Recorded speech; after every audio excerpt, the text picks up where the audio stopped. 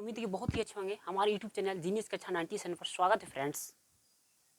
तो है गाइज, तो आप लोग को बताने जा रहा हूँ बहुत ही 9th क्लास का एंड और भी ऑल एग्जाम मंडे एग्जाम के लिए बहुत ही इंपॉर्टेंट चैप्टर है फ्रेंड्स। ये 9th क्लास का पदार्थ का वर्गीकरण है ना। तो उम्मीद करता हूँ को बहुत समझ में आएगा। आप जरूर देखने की कोशिश कीजिए, अंत तक मैं समझाने की कोशिश करूंगा, ठीक है। तो सबसे पहले मैं ये कहूँगा कि चैप्टर का नाम है कि पदार्थ का वर्गीकरण। क्या है फ्रेंड्स? पदार्थ का वर्गीकरण। आगे पदार्थ का वर्गीकरण, पदार्थ कहते किसको है ना। ये क्वेश्चन तो है ना, क्या पदार्थ कहें किसको? तो पदार्थ वैसा पदार्थ है जिसको स्थान घेरे और उसको रुकावट डाले, है कि नहीं। कोई चीज मान ली कि वस्तु है या किसी कहीं पर रख देते हैं या कहीं पर, जैसे मान ली कि यहाँ पे जैसे बोर्ड है तो बोर्ड इसको उलट के रख देंगे तो इस पर कोई स्थान घेर लिया, जितना स्थान घेरे और रुकावट डाले उसको क्या बोलते हैं? पदार्थ बोलते हैं। उम्मीद है समझ में आ गया होगा। तो फ्रेंड्स उसके बाद पदार्थ के दो वर्गों में बांटा गया, भौतिक आधार पर, रासायनिक आधार पर बांटा गया है। क्या भौतिक किसको बोलेंगे? जैसे फिजिकल, जैसे हम लोग कुछ खाना वाना खाएं तो मुंह से चबाएं, वो रासायनिक अभिक्रिया का अंदर जा करके वो क्या कर दिया, यानी कुछ खाना खाएं तो फिजिकल किया मतलब उसको चबाएं तो जाकर रासायनिक जाकर मिलार के साथ क्या होगा, मिल गया। तो मिलने के बाद क्या हो गया, वो मतलब अंदर चला गया, है नहीं। तो फिर अंदर रासायनिक होगा, ठीक है। तो फ्रेंड्स भौतिक समझ गए, भौतिक मतलब बहुत फिजिकल और केमिकल, है कि नहीं। फिजिकल केमिकल ये तो पढ़ना है। तो भौतिक तो फिजिक्स, फिजिक्स भौतिक बोलते हैं, फिजिकल मतलब फिजिक्स है ना। फिजिकल मतलब भौतिकी, भौतिक के आधार पर फिजिकल और रासायनिक केमिकल, इतना समझ रहे हैं। अब भौतिक में कितना परत बटा गया है? ठोस, द्रव एंड गैस, है कि नहीं। फिजिकल फ्रेंड्स, फिजिकल में आपको ठोस, द्रव and gas and plasma and boast and Einstein condensate, है कि नहीं। आपको इतना प्रकार में बांटा गया है। और रासायनिक के दो भाग में शुद्ध और अशुद्ध बांटा गया है। और इसमें क्या है, इसमें तत्व और यौगिक के भी इतना प्रकार है, अशुद्ध के प्रकार में सभी को डिटेल में बताने जा रहा हूँ, ठीक है। देखते रहिएगा, ठीक है। तो सबसे पहले मैं इसको बताना चाहूंगा कि भौतिक के आधार पर ठोस, द्रव, गैस एंड बोस्ट एंड कंडेंसेंट क्या है उसके बारे में समझा रहा हूँ, ठीक है। तो सबसे पहले मैं आपको बताना चाहूंगा फ्रेंड्स क्या कि ठोस क्या होता है। ठोस मतलब क्या होता है, जिसको जैसे मान ले एक चीज पदार्थ है, तो क्या है पदार्थ है, अपना अवस्था है। जैसे एक मार्कर है कि नहीं। तो मार्कर है फ्रेंड्स, तो ये मार्कर हमेशा क्या है, ये ठोस है कि नहीं। इसको आकार कभी एकदम निश्चित, इसको आकार है, इसको आकार निश्चित है कि नहीं। जिसको आकार और आयतन दोनों निश्चित होता है उसे ठोस कहते हैं, समझ गए। और उसके बाद बोलते हैं द्रव। द्रव क्या होता है, तो मैं द्रव को बताना चाहूंगा फ्रेंड्स क्या। जैसे एक एग्जांपल मैं आपको मिलने की बता रहा हूँ। देखिए जैसे ये क्या है, ये आपको एक मतलब बोतल है, ठीक है, बॉटल है। तो बोतल में इसको पानी है, ये किसको इसको तो आयतन निश्चित है कि नहीं। आयतन निश्चित है कि नहीं, आयतन निश्चित है। लेकिन जैसे ही इसको अगर मैं नीचे गिराऊंगा ना तो क्या पूरा फैल जाएगा। इसको आयतन निश्चित है लेकिन आयतन निश्चित है लेकिन आकार इसको निश्चित नहीं है। यानी कि इसमें अगर इतना पानी रखेंगे ना, इतना पानी अगर इसमें अगर सपोज पानी गिरा दिए तो इतना खाली भी रहेगा, तो इतना आकार निश्चित है कि नहीं। जैसे नीचे गिराएंगे तो क्या होगा, पूरा फैल जाएगा। उसको आकार निश्चित है, यानी आयतन निश्चित है, आकार उसको निश्चित नहीं होता है। आयतन कहने का मतलब जितने अंदर जिसमें इसको आयतन उसको अंदर क्या भरा हुआ रहता है। उम्मीद समझ में आ गया होगा। और उसके बाद जैसे एक एग्जांपल देता हूँ, उसके बाद गैस, है कि नहीं। उसके बाद गैस बता रहा हूँ, समझिएगा। जैसे मान ले कि कोई एक पदार्थ है, ठीक है, मतलब एक डब्बा है, ठीक है। यहाँ पर समझिएगा ध्यान से, ये आपको कोई एक डब्बा है कि नहीं। तो डब्बा में अगर पानी रखा हुआ है तो इसमें 1 kg अगर कोई मतलब पदार्थ है तो 1 kg इतना ही जगह घेरेगा। देखिए 1 kg है, उसी प्रकार की ठोस है। लेकिन इसमें कहना चाहूंगा फ्रेंड्स क्या कि अगर इसमें क्या है, द्रव है, द्रव इसमें अगर पानी है तो इसमें पानी क्या है रखा हुआ है 1 kg, मतलब समझिए कि दूध है, कुछ भी 1 kg है तो क्या द्रव है कि नहीं, द्रव है कि नहीं। तो जगह खोलेगा बाकी खाली रहेगा, लेकिन 1 kg है। इतना आयतन क्या घेर रहा है, आयतन पूरा कि इसको आयतन इतना है ना, क्या है आयतन। ये नीचे गिरेगा तो क्या हो जाएगा, नीचे गिराएंगे तो आकार आयतन निश्चित है लेकिन आकार इसको निश्चित नहीं होता है, उसको द्रव बोलते हैं। अब हमको समझाना चाहूंगा कि गैस किसको कहेंगे, है कि नहीं। तो गैस में फ्रेंड्स ऑक्सीजन के गैस है कि नहीं, नाइट्रोजन एक गैस है। तो फ्रेंड्स ऑक्सीजन का आयतन और आकार निश्चित नहीं होता। ये क्या होता है, ये इधर इधर पूरा का अपना जगह हो गया घेर ले रहता है कि नहीं। अपना जगह क्या करता है, ये पूरा इस पर जगह पर घेर ले। जैसे हम लोग वायु क्या ऑक्सीजन है, ये पता है कौन, चल पूरा ब्रह्मांड में खाली वायु ही वायु है। क्या आयतन और आकार दोनों को निश्चित होता है, उसे क्या बोलते हैं, उसे क्या बोलते हैं, गैस बोलते हैं। और उसको प्लाज्मा, जैसे प्लाज्मा कहने के फ्रेंड्स, जैसे मान लीजिए लोहा है, तो लोहा जो क्या करता है, कुम्हार लोग क्या करता है कि सबसे पहले उसको पूरा एकदम लोहा को गला करके, पूरा लोहा को गला करके उसको क्या करता है, पूरा एकदम इसमें से लोहा को गला करके उसको सोना चांदी जो भी औजार बना जाता है उसको, मतलब कुल्हाड़ी जो भी रहा जाता है कि नहीं, वो प्लाज्मा को और जो भी मतलब है प्लाज्मा के उसी को क्या बोलते हैं, प्लाज्मा। जो कुल्हाड़ को जला करके मतलब उसको गर्म करके पूरी हर चीज में उसको ढाल सकते हैं, कुल्हाड़ी जो भी बना सकते हैं उसको प्लाज्मा बोलते हैं, ठीक है ना। बोस एंड कंडेंसेंट ये क्या है, ये आपको खोज अभी हो रहा है, ठीक है। तो ये आपको समझ में आ गया। और इनसे क्या है, इसे विषय समझ में आ गया कि प्लाज्मा किसे कहते हैं। उम्मीद यहाँ तक समझ में आ गया होगा। अब आगे समझिए कि इतना आपको समझिए कि ठोस द्रव क्या होता है, आपको ये हो गया लोहा, ये आपको होगा दूध, ये आपको गैस O2 ऑक्सीजन, है कि नहीं। प्लाज्मा तो समझिए, समझा दिए। उसके बाद समझिएगा रासायनिक के आधार पर फ्रेंड्स, क्या रासायनिक के आधार पर आपको मेन ये इतना पढ़ना है कि नहीं, मेन आपको इतना नहीं पढ़ना है, ये सब तो आपको 9th क्लास को बहुत इंपॉर्टेंट समझ में आ गया, लेकिन आपको कंपटीशन में ये दोनों बहुत इंपॉर्टेंट होता है ना। तो आपको समझना होगा कि शुद्ध पदार्थ और अशुद्ध पदार्थ, अशुद्ध क्या होता है, समझिएगा ध्यान से। अशुद्ध अशुद्ध किसको बोलेंगे, है नहीं।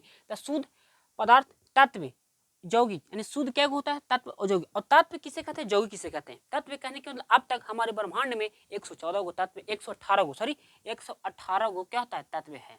इसी में कोई अधातु है, मतलब इसी में कोई अधातु धातु है, तो इसी में कोई अधातु है, और इसी में कोई उपधातु है, यानी कि इसी में से बांट कर कैसे पता चला गया, अल्फा बीटा के कारण, अल्फा बीटा किरणों के कारण हमको पता चला कि कौन धातु है, कौन है कि नहीं, ब्रह्मांड में पता चला। तो सबसे पहले धातु किसको कहेंगे फ्रेंड्स, धातु तत्व, सॉरी तत्व समझाता है, तत्व क्या होता है। तो जितना भी 118 तत्व है ना, वो सब क्या एक तत्व है, यानी कुछ सिंगल हो, बेचारा किसी से मतलब ही रखता है। लोहा, कैल्शियम, सोडियम, ये सब क्या तत्व है कि नहीं। और यौगिक, यौगिक जैसे तत्व है ना, जैसे तत्व क्या Fe है, जैसे H2 क्या है, H हाइड्रोजन क्या तत्व है, जैसा ही इसको बोलेंगे H2O, ठीक है, यौगिक बन गया।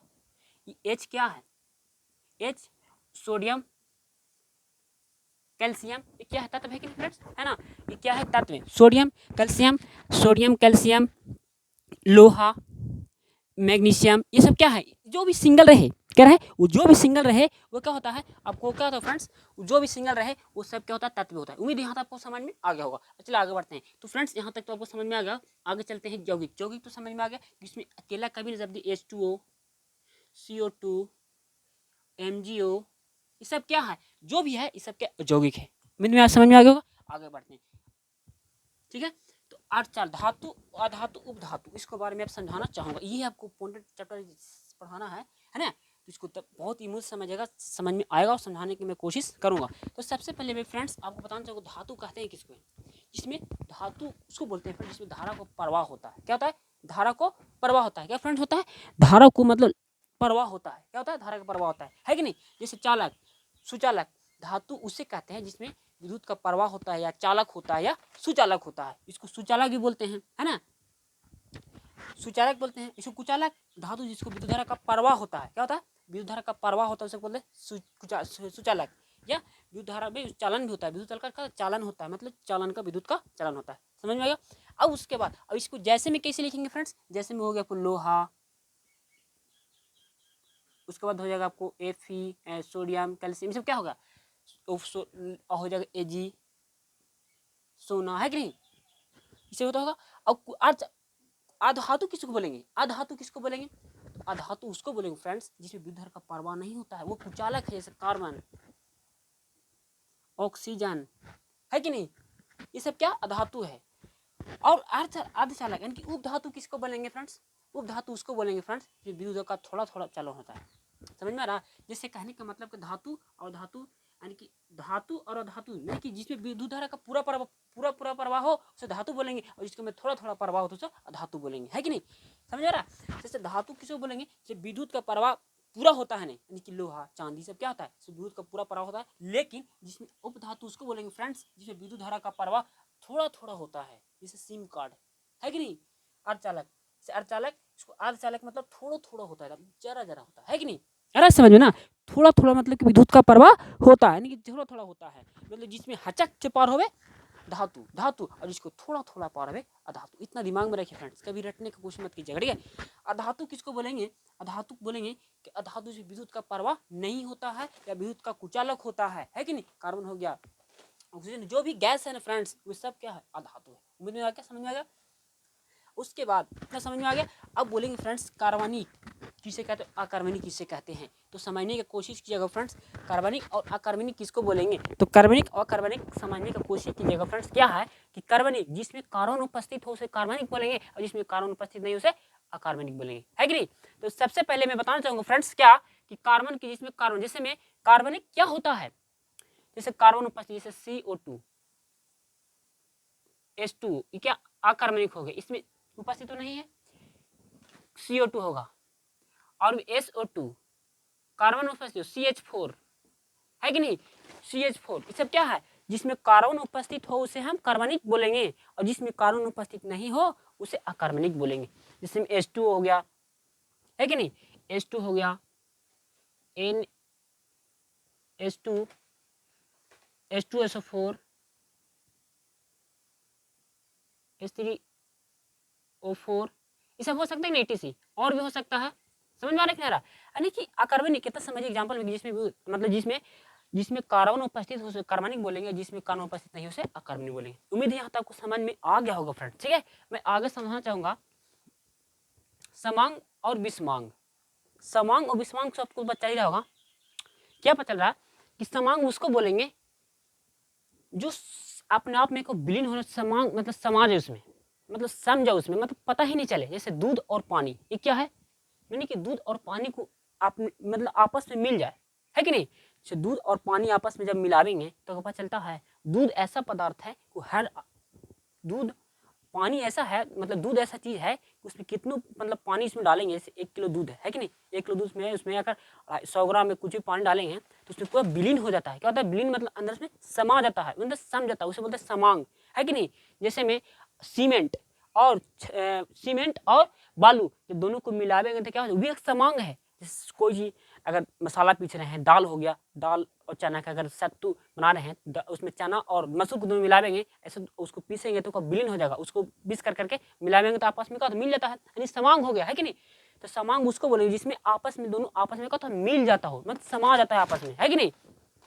जैसे में क्या होगा, जैसे में हो गया आपको समांग, जैसे दूध, पानी, ग्रीस सब क्या है, दूध, शरबत,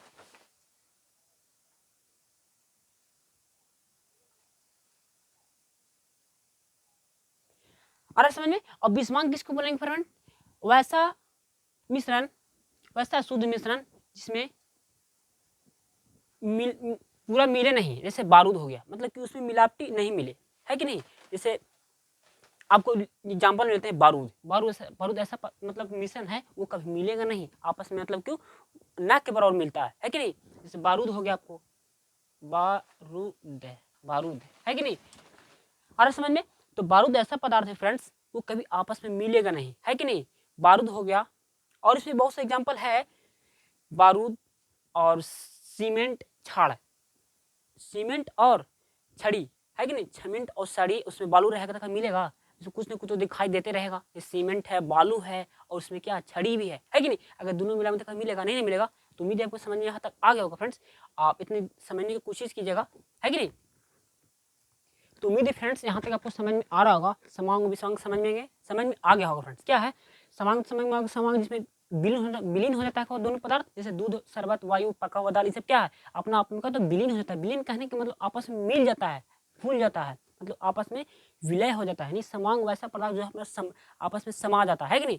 अपना भाषा में लिख सकते हैं कि वैसा मिश्रण जिसमें आपस में क्या होता है मिल जाते हैं, समा जाते हैं। जैसे दूध पानी में आपस में मिल जाता है, शरबत चीनी और पानी आपस में मिला देने के बाद क्या होता है आपस में क्या होता है मिल जाता है, तो क्या होता है समांग कहते हैं, है कि नहीं। और विषमांग कैसे कहते हैं, इसमें आपस में विलीन नहीं होता है, क्या होता है आपस में एक साथ नहीं मिलता। जैसे मैं बताऊं फ्रेंड्स, मेरे बारूद है, कोहरा है, कुहासा देखते हैं कभी, कुहासा में हल्का पानी भी रहता है और हल्का पूरा अंधारा नहीं रहता है कि नहीं। तो कुहासा है, कोहरा, और सीमेंट मसाला, सीमेंट का मसाला देखते हैं उसमें छड़ी रहता है, कहीं पूरा पूरा नहीं मिलेगा, यानी थोड़ा थोड़ा पता ही चलते रहे, पूरा उसमें विलीन हो जाए, है कि नहीं, उसको समांग बोलते हैं। पूरा उसमें समा जाए, समांग मतलब समा जाना, है ना, और विषमांग मतलब न समाना, उसे समझिए और उसके बाद समझ में आ गया होगा।